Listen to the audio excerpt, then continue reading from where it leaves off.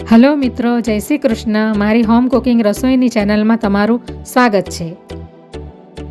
Channel પર નવા હોવ તો જરૂરથી ચેનલ સબસ્ક્રાઈબ કરજો, જેથી મારા દરેક વિડીયોનું નોટિફિકેશન તમારા સુધી પહોંચશે.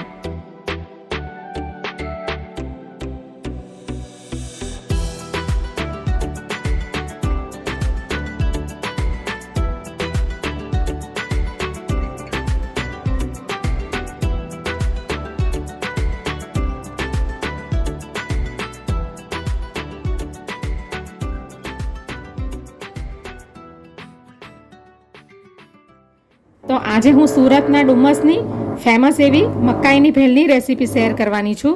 તો એના માટે મેં આ 2 મકાઈ લઈ લીધી છે, જેને મેં પહેલેથી બોઇલ કરીને રાખી છે. એની અંદર મીઠું અને થોડુંક હળદર નાખી ને મેં એને પહેલેથી જ બાફી લીધી છે. તો હવે આપણે મકાઈ ભેલ બનાવવાનું ચાલુ કરીએ. તો આ મકાઈ એક બાઉલમાં નાખી દઈશું આપણે. હવે આપણે બાફેલી મકાઈની અંદર આ ઝીણી સમારેલી કાકડી નાખીશું અને ઝીણો સમારેલો કાંદો નાખીશું અને એક ઝીણું સમારેલું લાલ ટામેટું નાખીશું અને આ કોથમીર નાખીશું અંદર. હવે આપણે એની અંદર સ્વાદ અનુસાર મીઠું નાખીશું. હવે આપણે એની અંદર અડધી ચમચી લાલ મરચું નાખીશું. હવે 1 ચમચી આપણે અંદર શેઝવાન ચટણી નાખીશું. આપણે આ ભેલની અંદર જરા જોઈને મીઠું નાખવાનું, કારણ કે મકાઈ બાફતી વખતે પણ મેં થોડુંક અંદર મીઠું નાખ્યું છે અને આ જે શેઝવાન ચટણી છે એની અંદર પણ મીઠું આવે છે, એટલે જરા જોઈને નાખવાનું સ્વાદ પ્રમાણે. હવે અડધી ચમચી ચાટ મસાલો નાખીશું. હવે આપણે એની અંદર ચીલી ફ્લેક્સ નાખીશું, એકદમ અડધી ચમચી.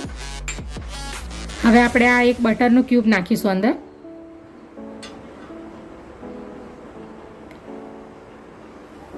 હવે આપણે એની અંદર 1 ચમચા જેટલી સેવ નાખીશું અને તમારે આની અંદર લીંબુની સેવ અથવા તો મરીની સેવ, લાલ સેવ, જે સેવ નાખવી હોય તમે નાખી શકો. હવે આ આપણે થોડીક બચાવીને રાખશું. હવે આપણે અડધું લીંબુ નાખીશું.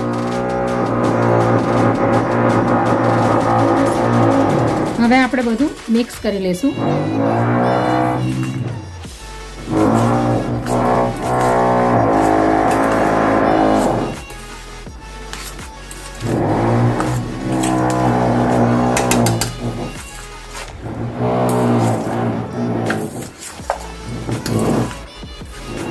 બટર નાખવાથી એનો ટેસ્ટ એકદમ સરસ આવશે. હવે આપણે બરાબર ભેલને મિક્સ કરી લઈશું. હવે આપણે એની અંદર ચીઝ ક્યુબ નાખીશું, પ્રોસેસ ચીઝ.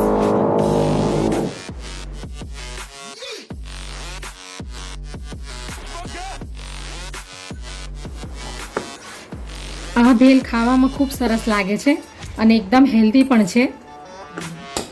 તો હવે આપણી ભેલ તૈયાર થઈ ગઈ છે. હવે આપણે એને ડીશમાં સર્વ કરી લઈએ.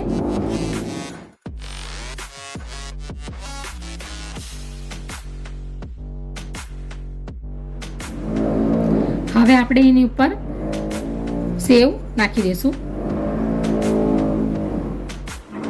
હવે થોડું પાછું ચીઝ નાખી દઈશું.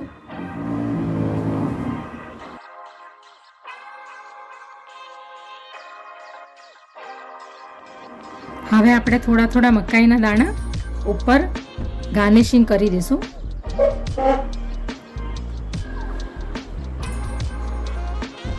તો તૈયાર છે સુરતના ડુમસની ફેમસ મકાઈ ભેલ.